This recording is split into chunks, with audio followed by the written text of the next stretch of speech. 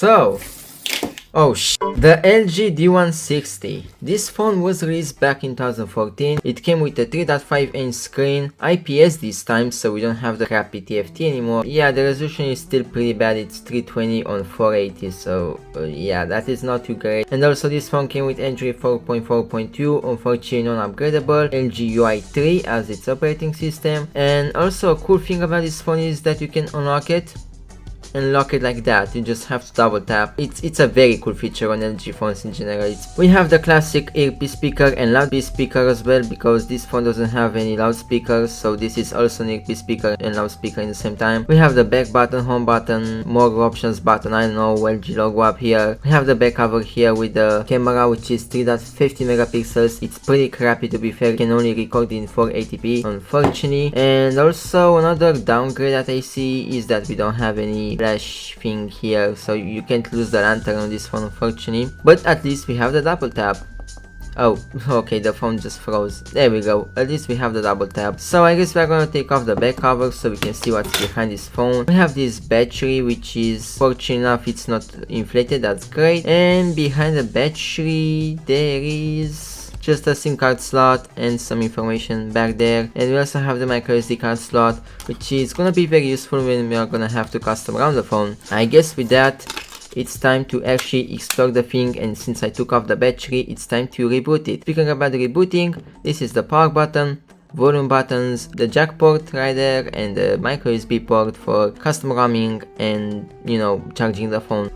It vibrated, and here we have the LG logo. I have a very funny history with this phone. When I first got it, not this one exactly, but it's the same model. I got the same model, it was bricked. Like, genuinely, the phone was bricked. I couldn't, in any way, I couldn't unbreak it. It was hard bricked. And then I got another phone which was soft brick, but I still couldn't fix that one. And then I got this one on eBay for a higher price, which was like $16 or something like that. And it's finally working. I finally got the right phone, so I had to get two of these phones to get a third one, which is finally good enough. Anyways, we unlock the phone, and of course to unlock the phone you can just double tap and then do this, or just use the power button and then, you know, swipe to unlock the phone. Anyways, it's time to explore it, and of course the first thing that we are gonna try to do is check the Play Store, which is probably not gonna work considering this phone's Android 4.4.2 version and stuff. We do have a Google account. Should I try to log in? Let's see if I can even do that. Apparently it semi-worked. It tells me that I have to sign in on the web. Let's see if that's actually gonna work. I never tried to sign in by using the web browser, so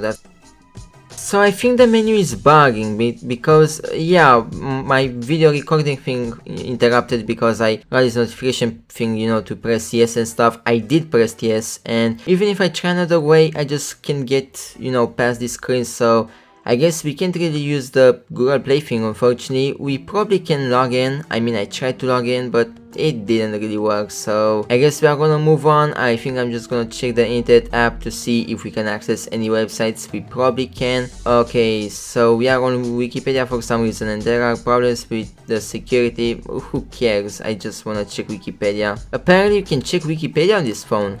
But the good question is, can we check YouTube? Because as you guys know, the YouTube app is not working anymore on Android 4. So let's see if YouTube at least works. I of course wanna go to internet. I don't wanna go to any other browser. I mean app or stuff like that. And it's probably gonna be the same history as with the other phones. It's probably gonna give me, yeah, it's gonna give me the thing to agree with some stuff.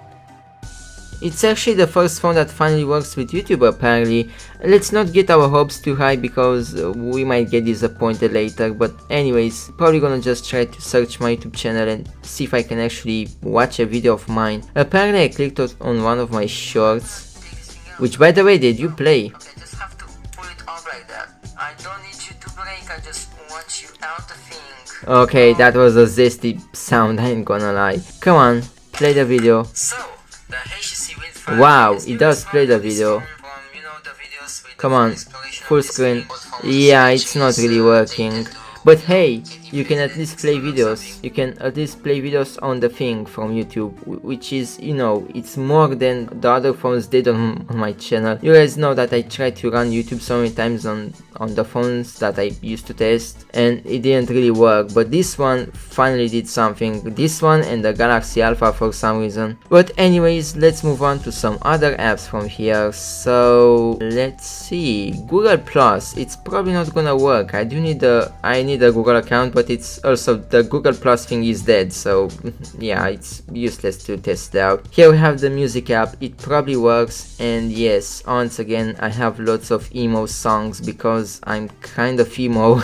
Anyways, moving on. So settings now, and they're just normal settings, who cares. Voice recorder, let's see the microphone quality. We are also gonna check the camera quality, don't worry about that. Alright, let's see the audio quality. Testing 1 2 3, testing 1 2 3. We are testing this mic on this LG D160. Wait. Testing 1 2 3, testing 1 2 3. We are testing this mic on this LG D160. Not bad. I mean, the microphone quality on this thing is very great for a 2014 budget phone. Yeah, it is very amazing. Also, for some reason, this phone keeps reminding me of the LG G2 for some reason, but the mini version. I don't know why it reminds me of that, but anyways, here we have the YouTube app. It's probably not gonna work, but it's worth a shot. Yep, we need a new version, there you go. And LG Smart World. I never tried this app before. I used to have an LG phone, but for some reason I just never went to this app. It's also not working regardless. I'm connected to Wi-Fi, so it just means the servers are down probably. But anyways, moving on. We don't really have any apps to test except for the camera, so let's test the camera quality on 3 megapixels and let's see what's the result. GSM Arena page versus camera on this phone. Can we actually zoom? Despite this phone being 3 megapixels, we can zoom, but just look at the zooming quality. The text is very blurry actually. Yeah, this camera isn't really the best when it comes to focusing on stuff because it's extremely blurry. And also, is it a bit laggy or is it just me? Let's see if on video mode is more flawless. It seems to be more flawless. We don't have any more lag now that we are on video mode.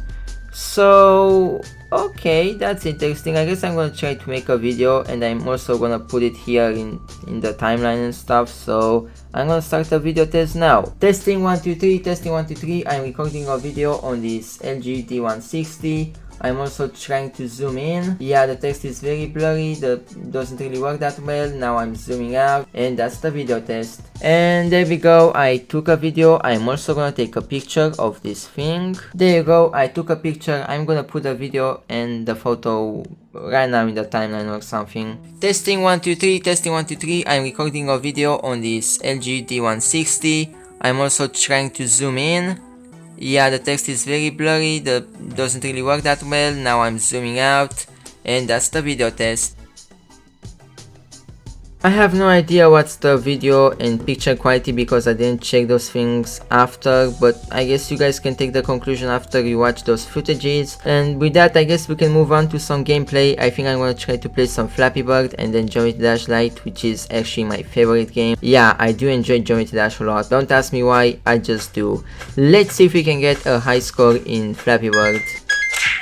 Never mind, we can't. Oh, I actually had a high score. I had 18. That's quite interesting. And now it's time for Geometry Dash. Let's see if the gameplay is actually great or if it sucks. I'm also gonna turn off the volume because I don't want any copyright to happen. And I'm gonna try electrodynamics because why not? So playing on a 60Hz display, I'm assuming this phone is on 60Hz. It's not really the best thing because you do have a bit of input delay. For some reason I'm just used to the 120Hz display.